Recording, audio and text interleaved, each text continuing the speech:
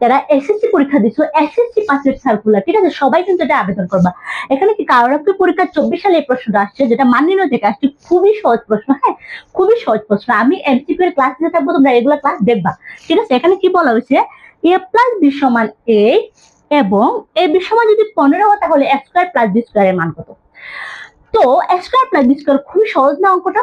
দেখি আমরা a square plus b square এর মান কত। a square plus b square, এর সূত্রটা কি জানি? a square plus b square সূত্রটা কি জানি? a plus b whole square minus কি 2ab। a plus b whole square minus কি 2ab। a square plus b square সূত্র কি? a plus b whole square minus 2ab। আচ্ছা, এখন a plus b এর মান কত পাইছি? 8 whole square minus 2 into ab এর মান কত পাইছি? ab এর মান হচ্ছে 15। তো কত হয়? 8 এর 64 হয়, 64 বিয়োগ 30 কত হবে?